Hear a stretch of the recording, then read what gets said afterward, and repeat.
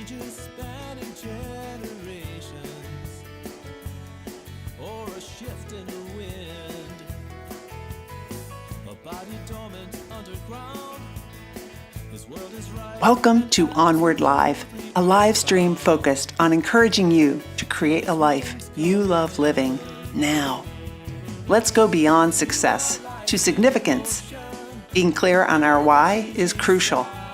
It requires doing the inner work, finding ourselves, getting to know ourselves, embracing our inner child, shedding social conditioning, and letting go of perfect.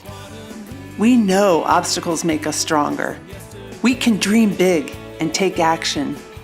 Believe you can, and you're halfway there. I invite you to tune in every week and engage with me and my inspiring guests. Invite your friends. Let's make time for what matters most in our lives. Let's move onward together. I have to admit, I'm getting a little sentimental watching that because I don't know if you guys saw my live today. I said that I'm stopping this show after about 10 more episodes. So the people that are scheduled, I'm going to finish that up, and then I'm going to take a break. I don't know how long the break will be, but I'm creating time to hike and camp and be and spend more time with my kids. And, you know, I am retired, right? So I guess that's something that I'm allowed to do. Hi, James. Welcome. So, just watching that intro and just thinking about all the work that goes into doing a live stream. I was talking with Tim Sohn a little bit today.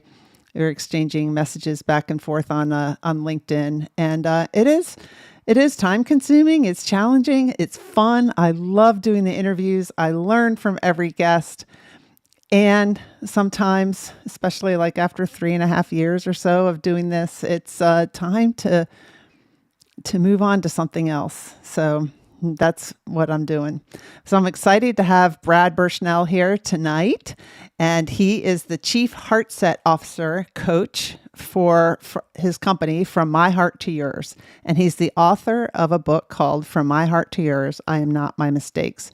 He's a former Chief Petty Officer, so he's a fellow Navy veteran, and he's a dad, a grandfather. He calls himself a grandpa, and he's a survivor of suicide loss. So please join us. We're going to talk about the importance of our mental health and well-being in creating lives that we love living. And we're also going to talk about how leaders, at work, how can leaders engage with their team on mental health and well-being types of issues? Because sometimes that's something that if you don't experience it yourself, or you don't know that much about it, or you might think, well, it doesn't belong as a discussion in the workplace, all these things. So I'm looking forward to bringing Brad on. And yes, James, you're right. I need you. You said you need you time, and that's exactly right. And I'm creating that time for myself. So let me bring Brad in. Welcome, Brad. Well, thank you very much, man. What a great intro. That's awesome. And man, how blessed do I feel to be in some of your the final 10 countdown. That's amazing. Yeah. So, you don't get that opportunity too many times. So that's wonderful. Thank you so much. Oh, you're welcome. I'm excited to have you here. And I've watched a lot of your interviews in the past. I'm going to pretend like I don't know much when I'm asking you questions, because some of the guests, people watching, may not know that much. And then also just your posts on LinkedIn lately. You've been posting quite a bit. You've been doing a lot of reflecting, it seems like. Mm-hmm. And so, why don't you just tell us a little bit about your story? Well, I guess to start out where it's at, it's funny how things go in your journey. Mine was started with my daughter when she was born in California, and she struggled, for quite a long while trying to find her place in life. And she went to San Diego State and was a major in psychology, of all things. And then she moved on to her master's program to become a full-time clinician. And she was about 2 two classes away from completing her master's program, and she dropped out. Kind of leading up to that, she was getting into what they call practicum, and within a practicum, that's equivalent of residency for for obviously for mental health clinicians. So she had three choices. One was working at risk girls. Another one was working alongside one of her professors who was a clinician and who was in marriage and family therapy, which was eventually the area where she wanted to go to and practice. And the last one was working in pediatric hospice. It's a tough environment. I mean, I experienced the loss of my father as a result of cancer, and his was pancreatic. But I also had friends of mine that that work in hospice, and and they work with adults. And one of the things I brought up to them, told them about the opportunity for my daughter, and they said, Brad, that's a tough environment. And tell me about your daughter. And I go, she's highly empathetic and really has that level of bonding. And she's one of those that didn't want to step on a bug, let alone anything else. And I was really deeply concerned for her mental well-being. And I wanted to make sure that she understood the depth. And, she asked me, she goes, what do you think, Dad? And I'm like, honey, I says, well, the first two sound phenomenal. I said, I think you'd be good in any of them. Not that I don't think that you could do a great job at the pediatric hospice component of it. I'm just extremely concerned because I have friends of mine that are in that. And I said, I would prefer you to make a different choice, but that's up to you. What she heard was, I didn't think she could do it. Oh. So she ended up picking that up. It was right around. How do you know that's what she heard? Because later on I asked her. And in my head, I was like, I wonder if she thinks that. And it was many years later that I did ask her that question. Okay. So 2007, she ends up dropping out. And she begins her, what I call the running away from herself. She asked if she can come home. And I said, well, let me figure some things out. Had she started the pediatric work? Oh, yeah. Okay. Yeah. And then she dropped out. Yeah, she only had 2 practicums left. Okay. And, but she drops out and she wanted to come back to Michigan. And I said, well, let me figure some things out. I talked to her the next day. I said, we figured some things out. You need to go ahead. I said, I've got a friend of mine that was a therapist, had that taken care of, get her car, find her a job. I said, but you're going to have to end up going to therapy. So that was really my first inclination that she was running, because she ended up going and living with her oldest half sister up in Wasilla, Alaska.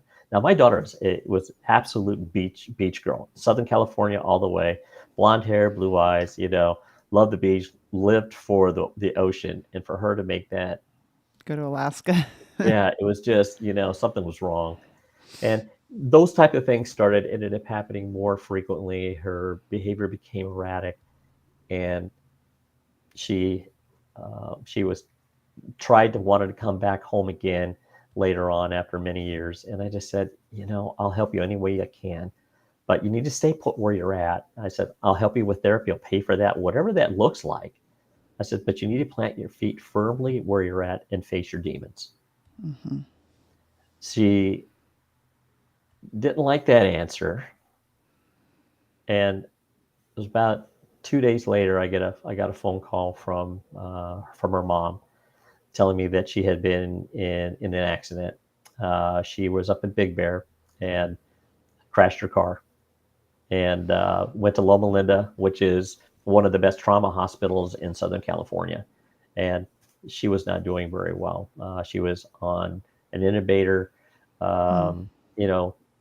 pretty bunged up. I'll be honest with you, I didn't even recognize her. Wow. Sorry, And Brad. I appreciate that.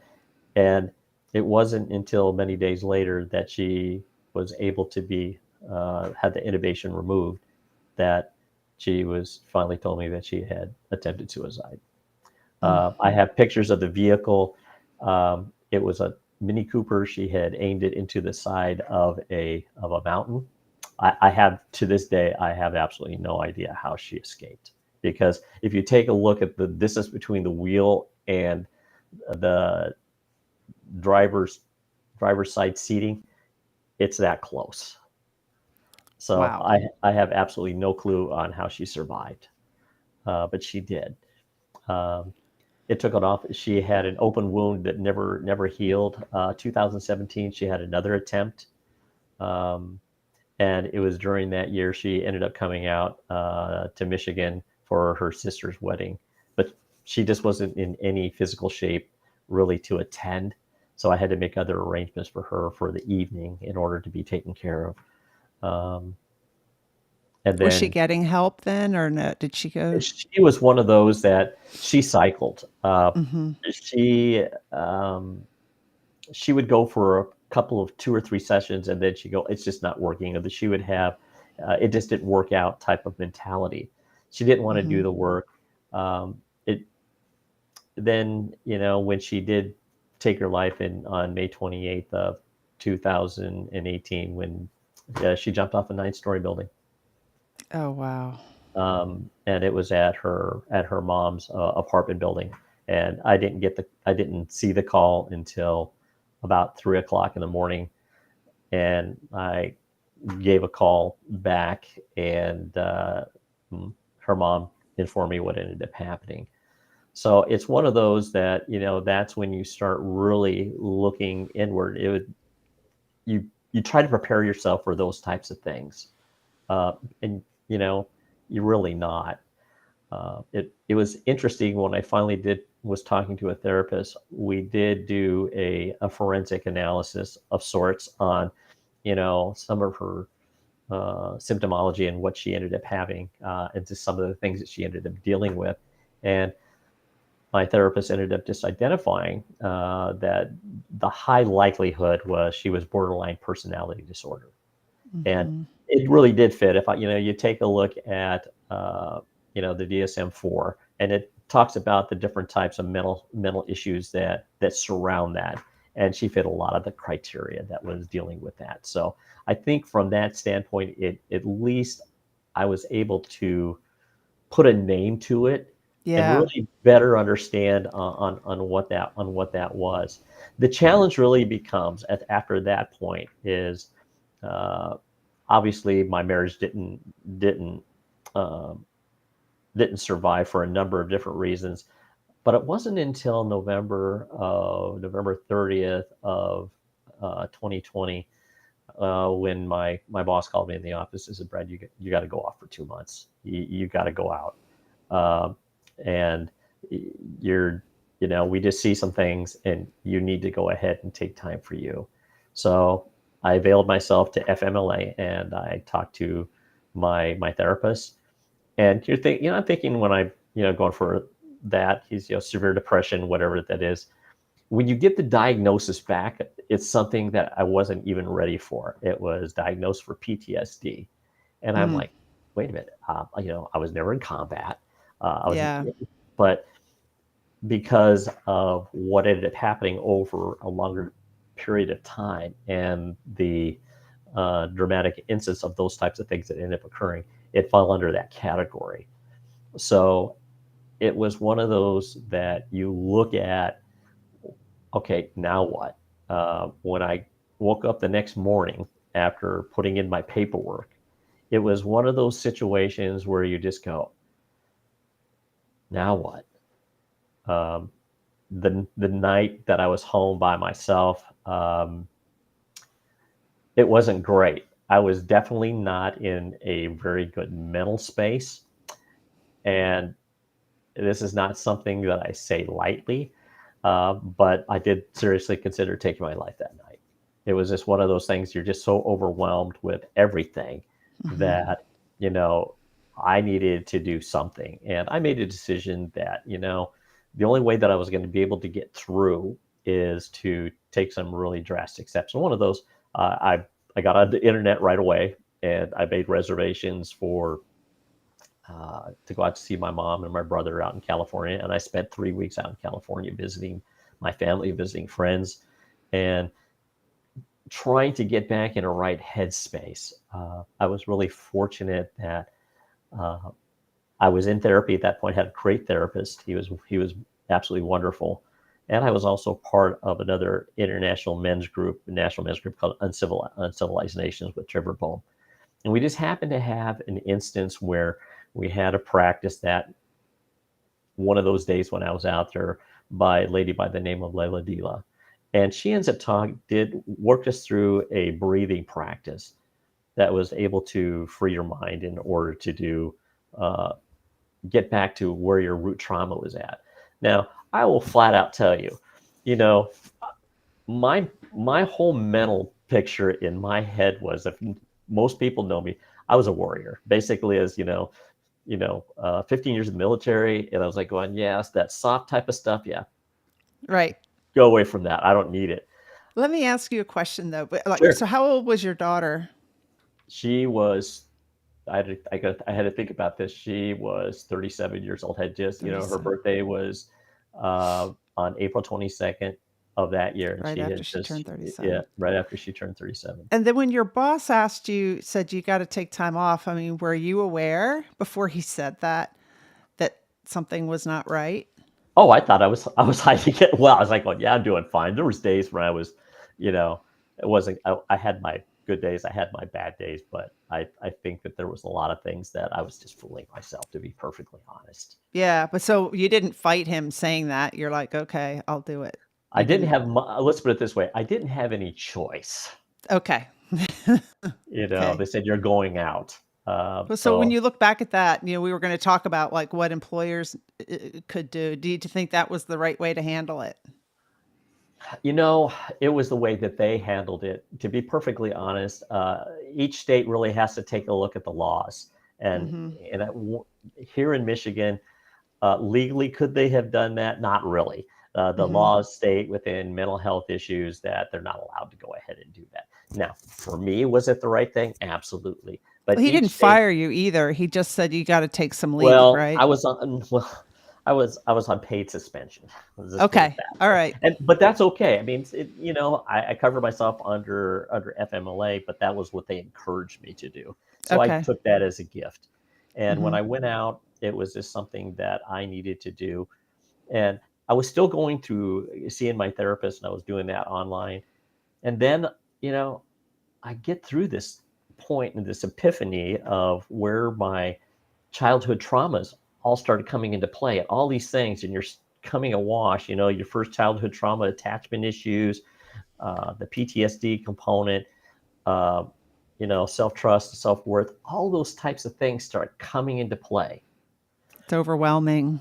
It is. And then all of a sudden I meet these two amazing people, Michael Paterano and Annie Lee. And, they said, hey, Brad, we're seeing you individually, and we really have this thing where we meet together and to be able to go ahead and have more benefit. I said, yeah, well, I could end up. They kept talking to me about this breath framework thing. And I said, well, I'll go ahead and get into that, and I could teach them a couple of things. Well, I tell you something, it was totally transformational for me, because it enabled me to really look at the very heart of my issues and where they resided. It came from my dad had major trauma that he carried with him. He was in the military. He was in the teams in Korea, and he almost didn't make it. He went into in country, and there was 109. 3 came out, and he was at Treasure Island. So recuperating from wounds sustained in battle. And he also lost his sister and his father in a fire in 1943, made wards of the court, went to an orphanage, and was there until he graduated from high school. Did you know this? Oh, yeah. Or you knew it, but you didn't really know it from a trauma perspective, maybe. No. And how that passes on. Yeah. Not a clue. Because those are things that I experienced with my dad, dad's anger, kind of his volatility, those type of things, and just some things that I experienced with my mom. All these things are in the book, by the way. So those people want to go ahead and go more in depth, they're certainly able to. And by the way, all these things that I talk about, I've already talked with my mom and the people that are involved for the most part. But I think those challenges that you see within yourself is how you start coming through those, and And as I was working through those things with Annie and Michael, I really started coming out the other side. I there was a particular point that I made a decision when I was in Palau, and it was just probably one of the weirdest places, because there was weeks that I would just show up and say, I don't want to be here. I don't want to read you what I have. In their coaching program. Oh yeah. I Yeah. had no desire to go ahead and read anything. And they were very cheerful, and they were very cathartic going through these things. So as you start looking inward about who you are and what you have drug with you, I made some decisions on myself. I already knew what my core values were. I knew where I started at. I knew what power I had to go ahead and claim back, what was important and what was not important. And I also shed some things. I took a total break from dating. I made a conscious decision to live a clean and sober life. I never had any problem with drugs or alcohol. It just was never something that I really had any issues with, but it's just something I said, this is just something I need in my life. Mm-hmm. And I really needed to be focused. I had met my girlfriend that I have now way back then, and I just didn't feel ready. I didn't feel worthy of her at that particular time. Mm-hmm. And I told her, I said, I'm just not ready. And it's, when I finally called her up last year, she goes, I haven't talked to you in months, and here you are. Awesome. But I think that those things end up helping you understand how you get to the other side. As I started going through and I got to that healing side, I really started taking stock of how can I move forward with what I know now. And it took, honestly, it took a full 2 years in order to get to the point of, people can call it, I got to my happy place. I just call it my peace place. Yeah. There are people that have known me for many years, and they say, you are not the same. I don't argue. I don't want to have to be right all the time. Perfectionism is horrible. And I took a lot of time to study. Brene Brown has been my, such a huge influence. Dr. Edith Eger, phenomenal. Kristen Neff with, self-compassion.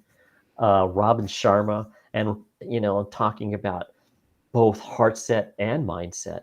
Mm-hmm. And that's, people ask, how did you end up coming with such a fluffy kind of frou-frou kind of name on your company, From My Heart to Yours? And I dare you to talk to anybody that says, they haven't had a change of heart. They haven't, they can go ahead and talk about mindset all day long. But if you don't have that, 18-inch or 12-inch decision between your heart and your mind, you're a half a human. Because when you have that interconnectedness, that's really where it becomes powerful. And it takes doing that inner work that it took you 2 years, right? And you're still probably not there. You're never there. You're always improving. You're always like increasing your awareness, like, oh, that's what that means. Or that's, telling me something. And so, I think you and I both have seen where there's some people, and we weren't ready at some point. You have to be ready to do that work, right? You can't just say, yeah, I'll sign up for a program and coach fix me. It's not the coach fixing you, it's you. And it's not fixing, but you know what I mean? It's you doing the work on yourself. Yeah, it's part of a lot of it. The way I look at it as a coach, I mean, I coached my youngest daughter in basketball, and and I've coached other sports programs. But for me, when you look at somebody and you say, okay, show me something, I'm like going, that's up to you. Right. It's just, are you ready to show up for the game? Are you willing to put in the effort? If you're not, then I'm not the right person for you, because, I'll just tell people no. Right. Probably to the detriment of my business, but I would much prefer those individuals to come away from the interaction with me being able to think, what did I do wrong? Or what do I need to do next? That's my preference. What do I need to do next for me? How does somebody know when they want to work on something? Like for you, your boss told you you've got Well, some. some of it was that, I knew that but also I knew that things were not right, Mhm, and I also recognized that I needed some work. And I think mhm, sometimes people need to have that wake up call. You take a look in the mirror and you're, what are you? I wasn't sleeping. I wasn't eating right. I couldn't gain weight, by the way. Here I was working with a fitness and a nutrition coach, and I just couldn't eat enough. I mean, mhm, I couldn't do it. I mean, I was at 150 pounds. I'm not that anymore. mhm. But it wasn't healthy. I wasn't leading a healthy lifestyle, and there was something physically and mentally missing. People can go ahead and lie to themselves all day long, but you can't lie to your family. And over time, what's going to end up happening is that your body is going to start showing you that things are not right. Yeah, I mean, yeah, I completely agree. Like for me, um, I had this intuition in the back of my mind about things, but I just kept pushing forward. I got a promotion, moved to Washington, D.C., and Mhm, I was traveling a lot. My job was keeping me really busy. Now, probably some of those mhm. trips I could have said, no, I'm not going or whatever, but Yeah. I was traveling a lot and I knew I wasn't feeling my feelings. I've interviewed somebody before too, said I didn't really like some of the ways that I was coming across at work. I'm like, that's not me. And so I thought, Mhm. well, when I retire, things are going to get better. It's my job. It's my boss, Mhm. right? It's the It's circumstances. somebody And else. yeah, somebody else. And once that changes, then things are going to be a lot better. And my hip was really hurting too because I wasn't exercising enough. And I was Mhm. sitting in planes and I was sitting at work and I did have a stand up desk, but so the pain was coming in. I mean, on my retirement day, I could hardly walk. My hip was hurting so bad. So then Right. when I retire, I was busier than ever. I'm like, well, wait a second. I don't have a boss and I don't have a Mhm. job, per se. I was doing a Right. podcast and I was going to be a coach, but it's like that and then my kid's dad passing away, those two things Mhm. like really woke me up. Like, Yeah. whoa, how do I Yeah. want to live my life? I Yeah. have choices to make, right? Mhm. And then when you're ready to make those choices, instead of saying, well, I can't because, you're ready to say, well, how can I? That's when Yes. you're ready to work with a coach, I think. Yeah. Or it's I think it's really challenging to do it on your own because we can't see our own blind spots. That's absolutely right. I think that's one of the things that was uh, phenomenal with the two coaches that I had. They were the right ones. And here's what I recommend as far as for when you're working with a coach. You better find one that's walked the same road that you have, Hmm. because it becomes a matter of trust. And that's really a key component. There's two major components that where it helped me transform my thought process completely. It was a matter of, it wasn't that, people run trustworthy. It was a matter of, I had no self-trust for me. My worth was so totally outside of me because I look for other people to boost me up, situations, Mm-hmm. accolades, whatever. It was being recognized. All you had to do was take a look at, you know, my gold chevrons and my gold hashtags to be able to go ahead and say, yeah, I was something else. Yeah. And honestly, um, the when all that stuff ends up going away at the end of the day, and you hang up your uniform, or you hang up whatever it is, you have you to look at, and you have to make a choice. Where does your happiness come from? Where does your love come from? Where does your compassion come from? Where does your trust come from? And if you're self-sabotaging any relationships, whatever those look like, inward is where you need to start at, because if you don't start looking at those components and where they originate from, you're just not going to get there. I love one of the things that I keep, that goes through my head on a regular basis. Uh, in one of her books on, Dr. Edith Eva Eger talks about, is leaning in and getting curious about your feelings. And she talks about an instance, and she's a Holocaust survivor, and Mm. she was talking about this one instance where this young man ends up coming up. He's wearing the brown boots. He's wearing, and obviously he's, a neo-Nazi, and you know And she goes, one of the hardest things, she goes, I was so angry. And he started spewing off. And she goes, the hardest thing I ever had to go ahead and do is tell me more. Whoa, when he was angry.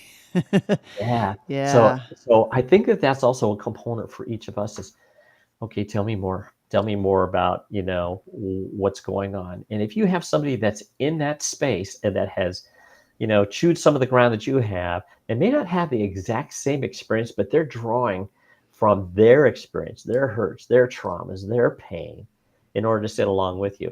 Now, it doesn't mean that I diminish somebody that's a therapist. Right. However, I will say I made my biggest breakthroughs in me personally when I worked with my coaches, because there was no sugarcoating. There was no, rumination about going back and forth to what I'd done in the past. It was important to do that to see foundationally what ended up happening. But by establishing my foundation where I was at, and then reclaiming the power from people, situations or events or conditions that prevented me from being my very best self at that point, and rediscovering and evaluating and excavating my core values, is when I finally understood, what did I value? I valued presence, quality time with people, and being present for them instead of thinking about myself. Number two, it was integrity. I didn't have an awful lot of that because I was constantly thinking about me and being perfect all the time and how I was going to project how I looked. And then, number three is living with courage and being willing to have those hard conversations and being willing to receive those at the same time. And then as you live in being empathetic and living with empathy, it enables you to sit down alongside somebody else and say, tell me more. And listening. As my girlfriend says, as I said before, talk a little, listen more. Yeah. Well, how did you switch to being able to listen more?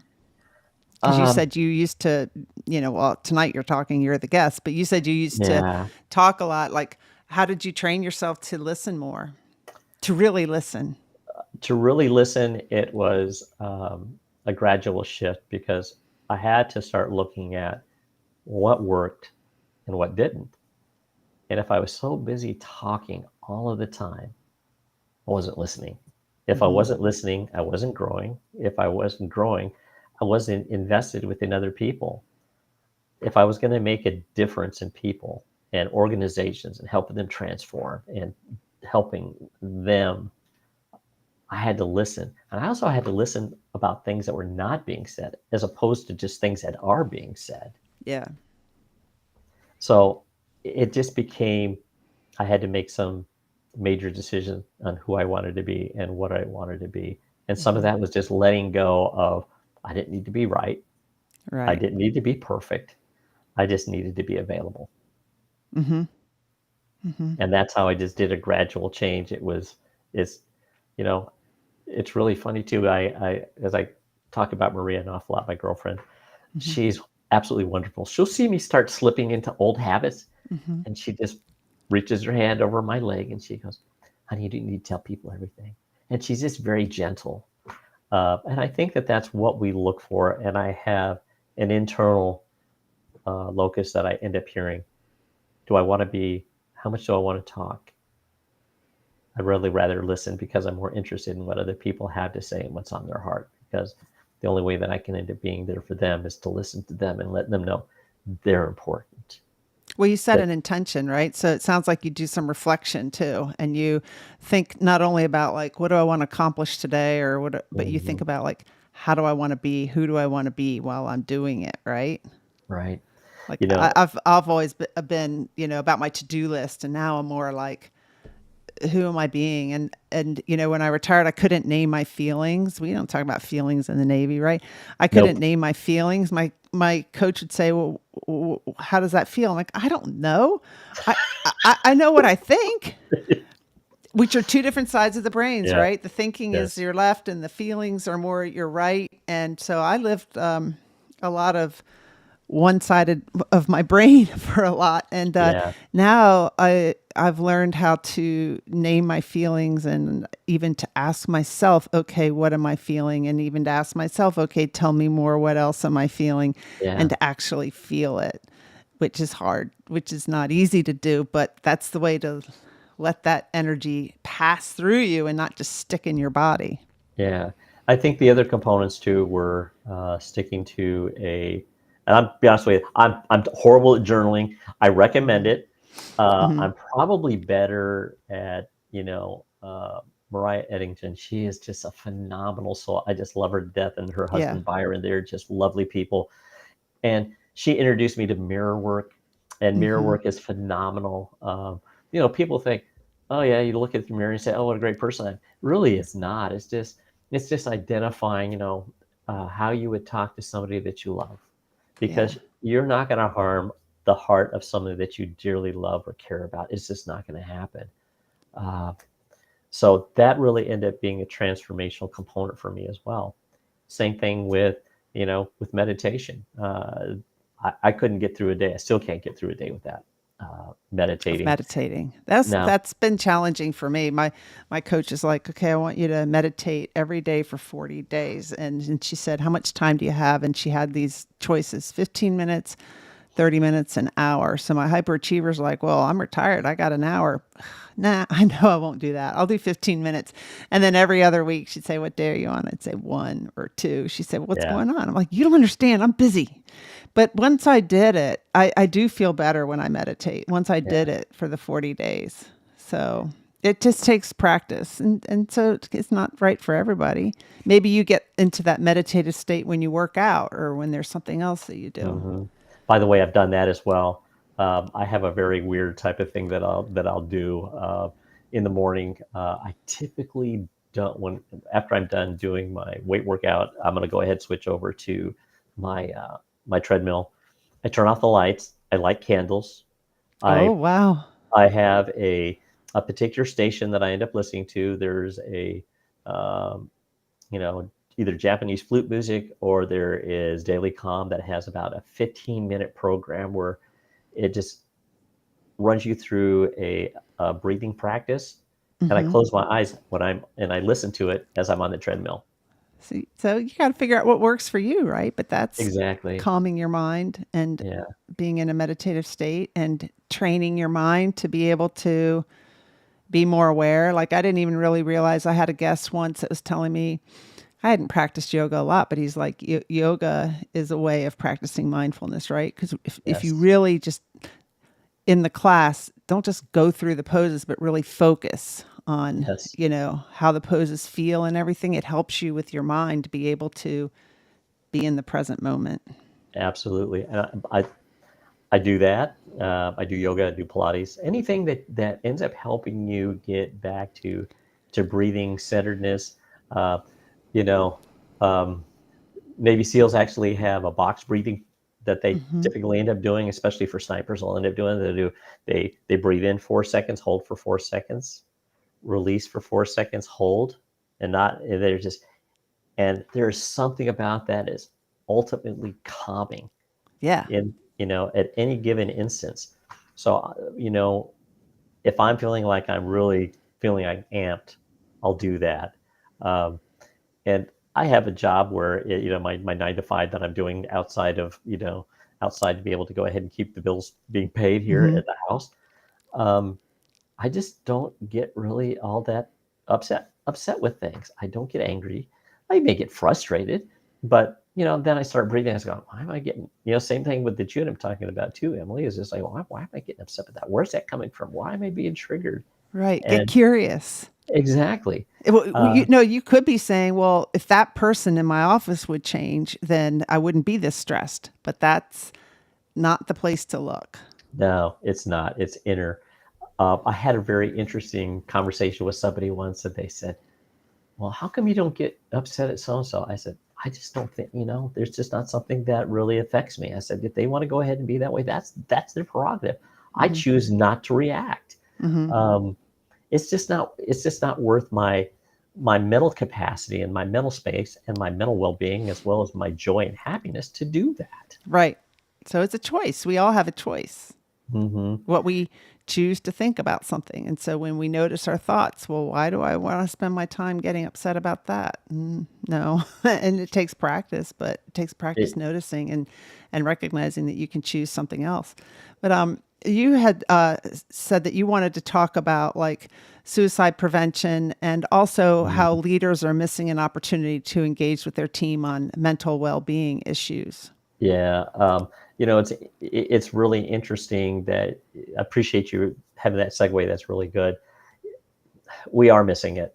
Um, Mental well-being in as a way that it is in as a whole within the United States is really poor, in my opinion. If you take, I'm a stats guy. I love statistics. My role with what I ended up doing. I've been in quality for a number of years and being an engineer. You take a look at those type of things. You lean towards numbers.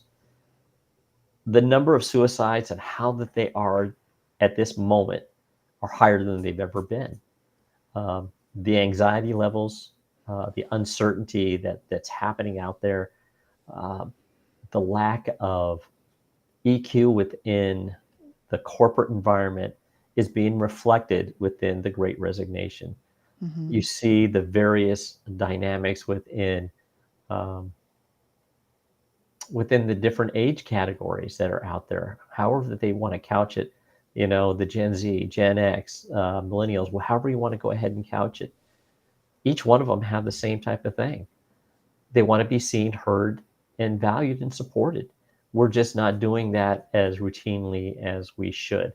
Um, I was doing a facilitation on a meeting today, and one of the things that the one of the people that was there, I had mentioned soft skills, and she got on her soapbox. She goes, I hate that word. I was like, well, I don't know what else to call it. I think that there are probably more, I should say, people-centric skill sets Mm-hmm. that some people are well suited to it, and the fact of the matter is I'm just not seeing that. I'm not seeing it universally, or else we would have more people going back where they feel supported, they feel open enough. You hear about these things called open door policy. Mm-hmm. I'd rather have a manager that's on the floor, that's coming in there, that knows every single person in the organization, knows what's happening in their lives, and takes the time to say, hey, listen, I hear that something's going on with you. What's happening? Tell me. I've had some people think that why should that be talked about at work? Doesn't that take away from like getting the mission done and getting work done? No. Let me give you a great example. I hate to say this because, it's a baby you and I both love, but there was an instance of the MCPON. He was Uh, addressing some the Master Chief sailors, Petty Officer of the Navy. and he Hmm. was talking to the sailors aboard an aircraft carrier, and I called him out. I said, Whoa.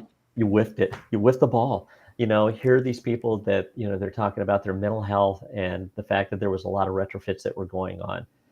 And basically it was almost, the message was suck it up. And I'm like, God, that's a whiff. And it's just like a missed opportunity, but we see that in corporate America as well. Mm-hmm. Um, we don't take the time to talk about mental well-being. And for those of you that are in manufacturing, like I've been for 37 years, it's actually a part of a number of the international standards that are out there. It talks about, the workplace environment, which reflects directly back into mental well-being. Yeah. It's a part of, a number of different labor laws that are out there. If we don't take that condition about people where they're at, it does take away from that. Let me throw you out some numbers. So in 2018, the cost uh, to the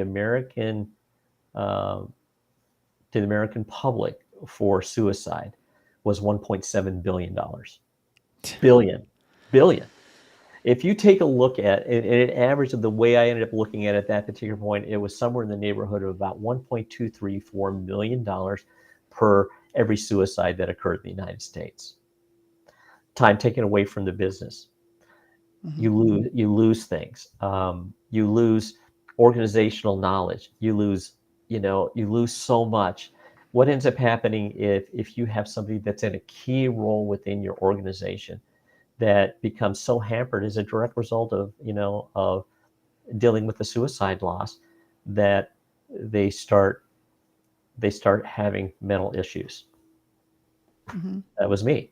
Mm-hmm. I had one of the most successful departments in the organization. I've been told that a number of times, and didn't preclude me from having to go out. What happens if it's your chief financial officer, your CEO? What happens if it's your chief negotiator? What happens if it, whoever that might be?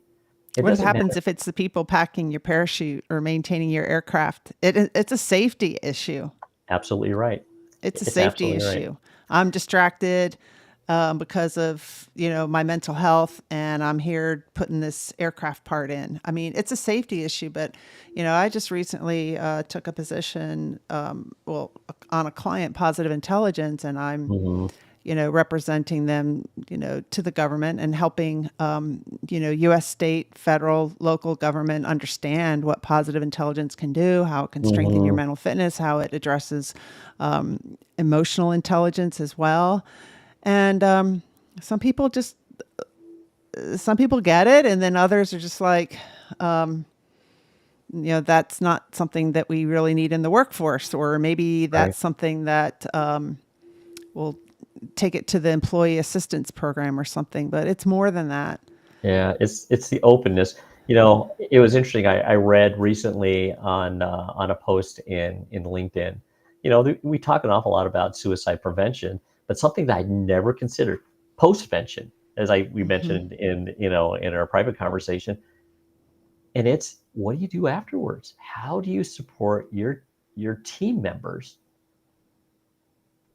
Could be the parachute rigger, could be your janitor, you know could be a young kid, could be someone that's senior, and they're just barely holding it together.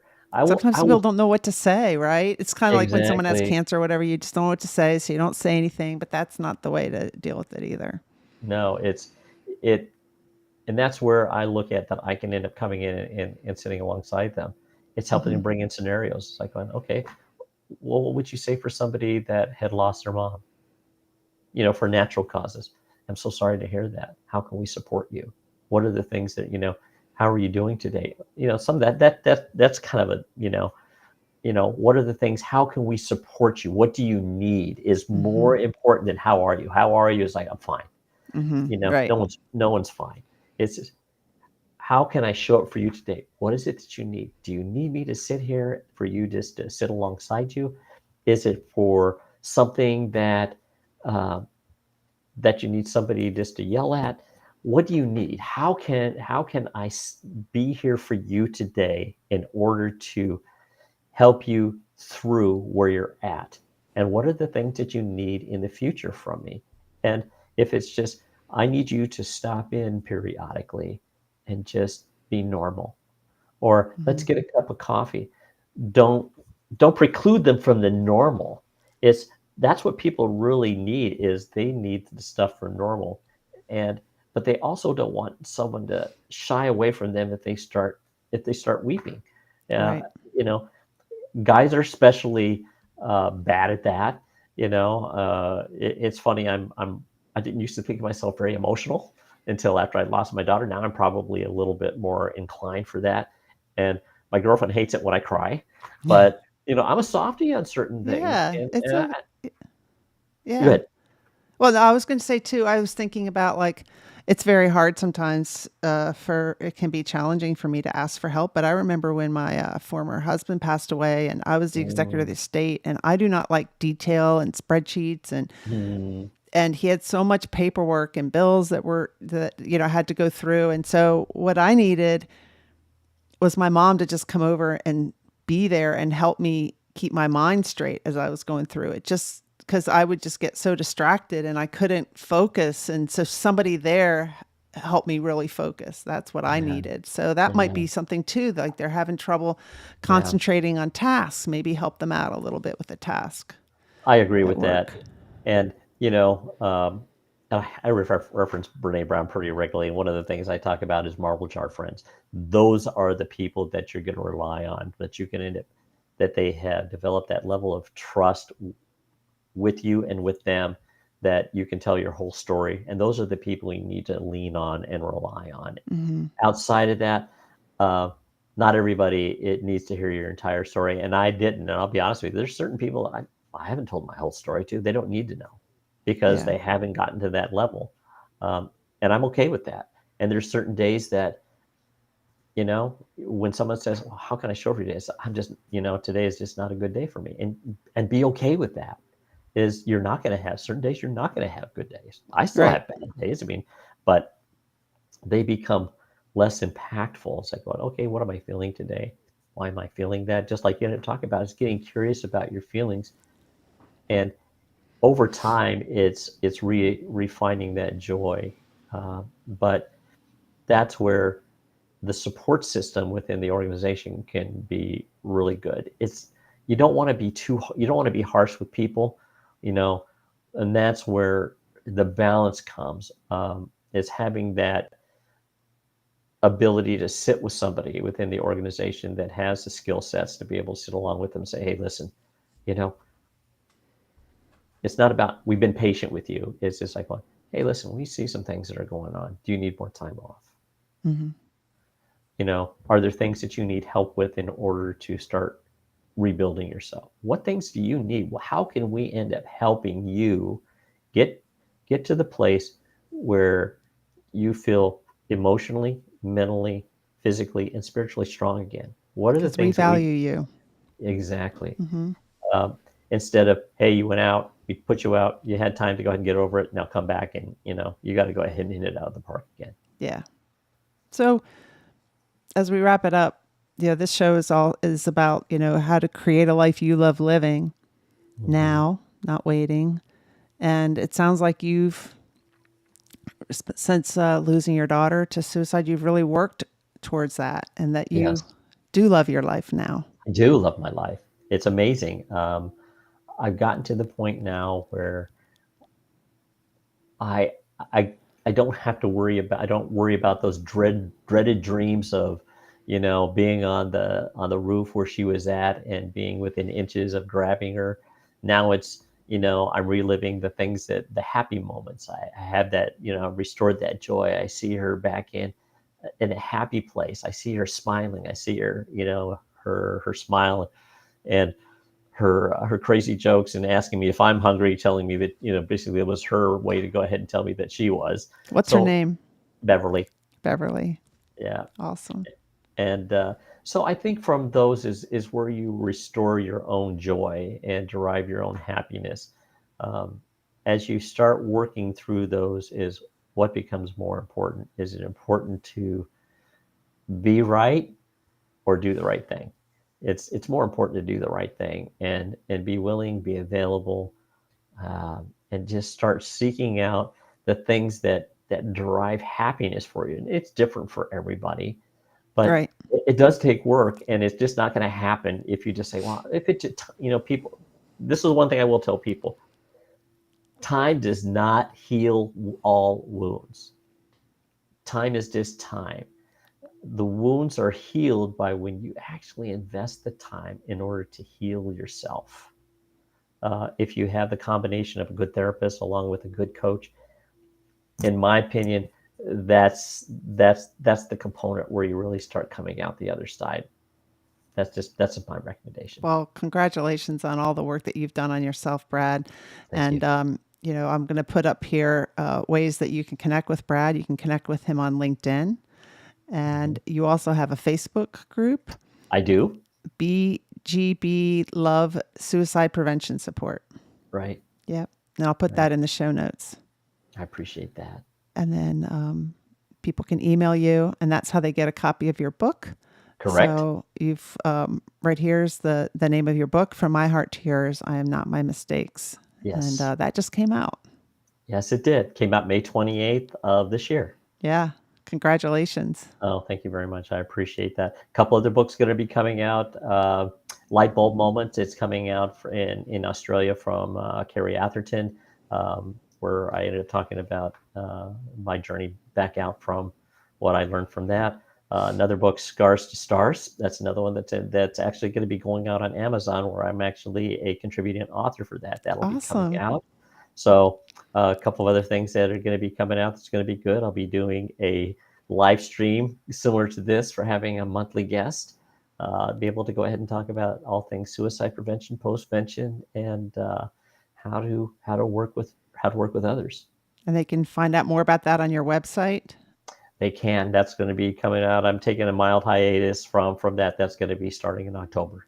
Okay, starting in October. So, Mhm. and I'll put all this in the show notes for people that are listening to this as a podcast. I want to thank everybody that showed up: James Patrone, Sylvia Cummings. Who else do we have here? Facebook user. I'm not sure who that is, but Bill Bradford, thank you for showing up. Don Jett, nice to see you. Jenny, nice to see you. And Mariah, thank you all for showing up in the comments, and for everybody else who watched tonight. Thank you, Brad, for sharing your story. Thank you. Yeah, you're helping so many people by sharing that and by I being a appreciate coach. that. And I agree with what you said. When you're looking for a coach, find somebody who's maybe even just a little bit ahead of where you are. Somebody Mhm. who's gone through it and going through it and can help you out, understands. Right? Absolutely. Absolutely. Yeah. So let me see. We're going to wrap it up. So thank you all for watching tonight. I appreciate you. I don't know exactly how many more are left, but I think it's like 9 more left. I'll have to know that for next time. I'm not going live next week. Next week, I'm, as part of Creating a Life I Love Living, I'm going to visit my daughter in Denver again. I just was there in July, and now I'm going again.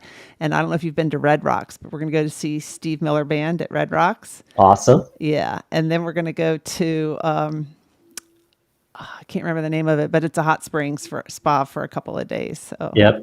And if you're there, go to the fort up in Morrison. okay. That's nice too. I highly recommend it. Make sure you get the bison filet mignon. It is just absolutely fabulous. Okay.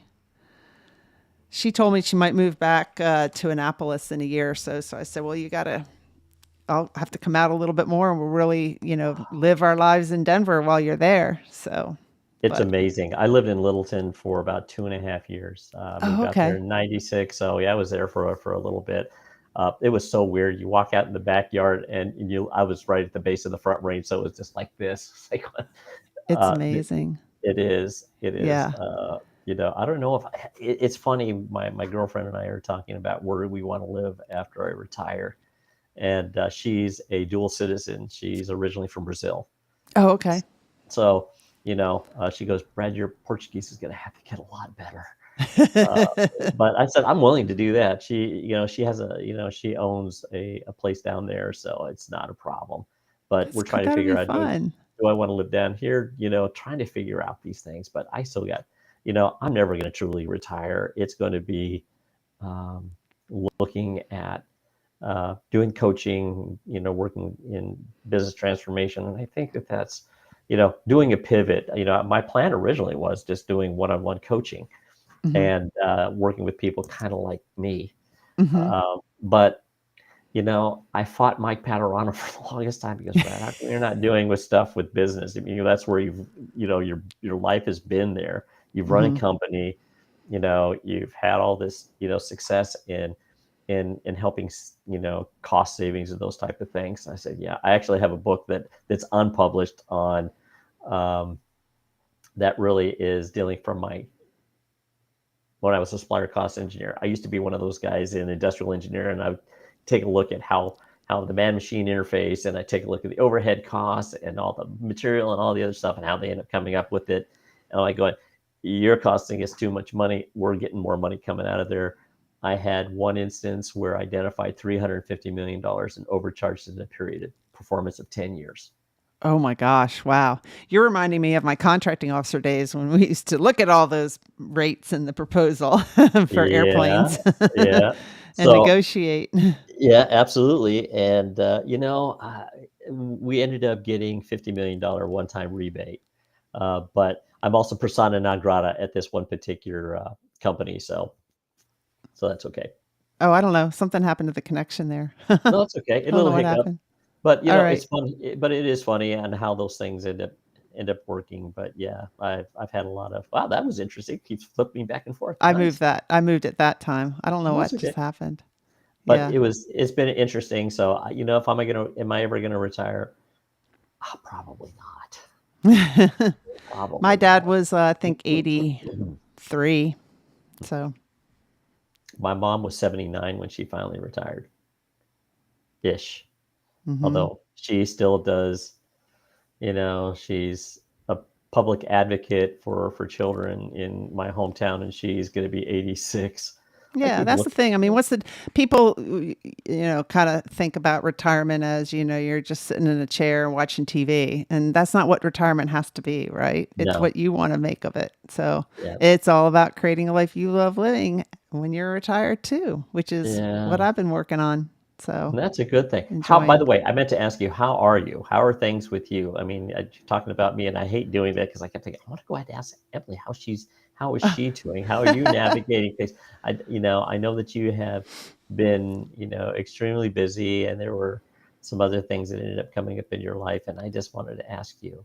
Yeah, I'm doing really well. It's at the point now where when my children's father passed away, that was a Yeah, really tough time, and that's because I'd shoved feelings down for so long and not dealt with them. So that was three and a yeah, half years ago, and I'm not saying my kids are over it or anything, but they're doing well. They're doing well financially and work wise, and so I think everything's kind of back on track. And I feel like lately, up until recently, when I talked to my son, it would be about like, how's this going? How's that going? How's this going? How's school going? And now I'm just like, yeah, I just want to do fun things. I don't want to talk about all that serious stuff. I said, how can you meet me in Tyson's Corner in a few weeks and we'll go see Cirque du Soleil with Marshall, my grandson, and let me yeah, go visit Anna. And, so I'm just trying to more like being more like that and just enjoying the moment and creating fun memories with them, because right.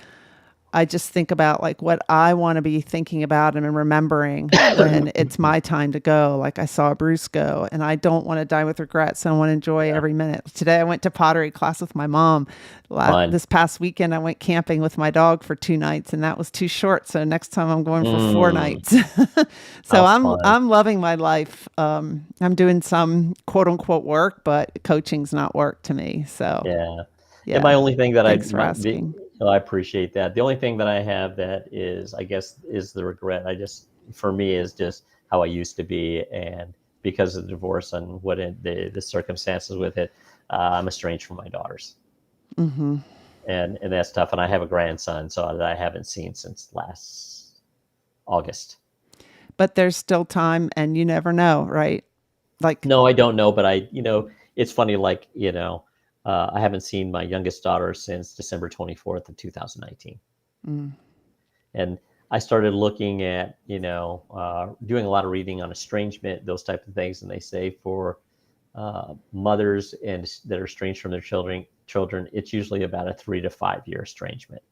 For fathers, it's much longer, 7 to 9.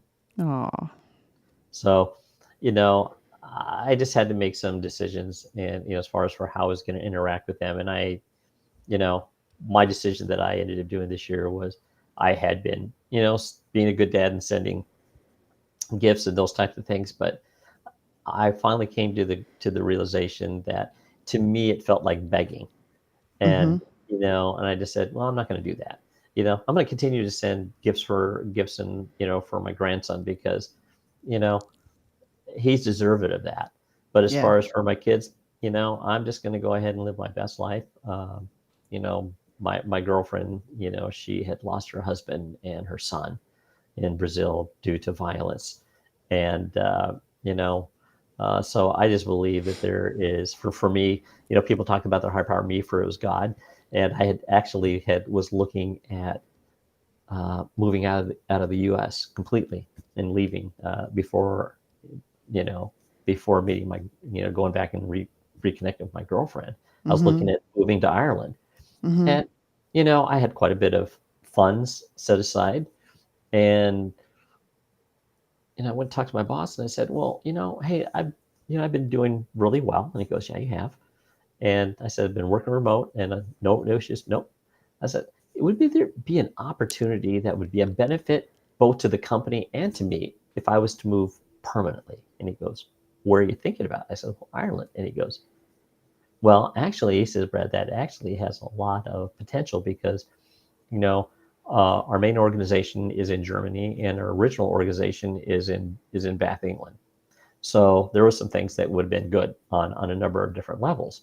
He says, I'm not saying yes. He says, but keep on looking. So I started thinking about that and I said, okay, there's got to be two things that are not going to come into play. One, money can't be an issue. Two, you can't put anybody in the only reason that I would stay is if I had a relationship that would be, and I gave certain conditions. It had to be, had all these things that were associated with it. I said, never going to happen. Well, because of the startup costs for the company and because of I had supported a few people, they were down and I was paying things forward for a few people. And also with coaching and all the other stuff that I was paying for, the funds went way out. So, and then, I reconnected with Maria, not really. I was like, well, we'll just have friendship and everything. But no, it was just been fabulous. That's perfect. It's like it tends to happen when you're not looking, right? And so that's awesome. It all worked out. It did. Right. So there's reasons. And I'm not saying that I won't have regrets. I have regrets too over some ways that I've lived my life and some decisions I've made. But, I'm not going to, I have self-compassion too, compassion for myself. None of us are perfect, right?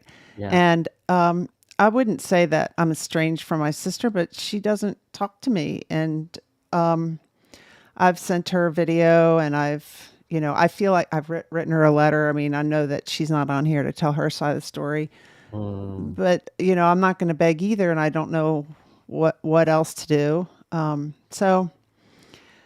There's two things you can do.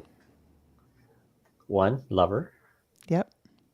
At a distance, and two, pray for her. And that's one thing I pray for my girls is I pray for them that God would soften their heart, not because of me, but to heal. Yeah. Yeah.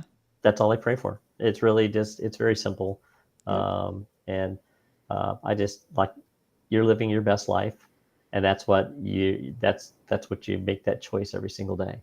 Right. And I feel good that I've tried and that I am sending her positive energy, praying for her. I have love in my heart for her. I have compassion for her. And there's, one day it could all work out. So yeah, absolutely. Well, thank you so much for being my guest tonight. I appreciate it. Thank you so much. And you can reach out anytime. I'm going to shoot you my my cell phone number too. You can reach me at any time. Thanks, Brad. I really enjoyed you being on the show tonight. And thank you for so everybody who watched. I know we said goodbye, but we kept talking and it was fun. It was. I appreciate it. Thank you so much. Have a wonderful rest of your evening. All right. You too. Onward Live is sponsored by Emily Harmon Coaching and Consulting. Visit my website, emilyharmon.com, to learn more about me and my coaching programs. I'd love to help you create a life you love living. Remember, every adversity is our own personal university. Sometimes the lessons are difficult, and we must learn from our experiences. Vulnerability is your superpower. You are lovable and worthy. And we discuss these topics and more because professional is personal. Thank you for joining us and engaging with me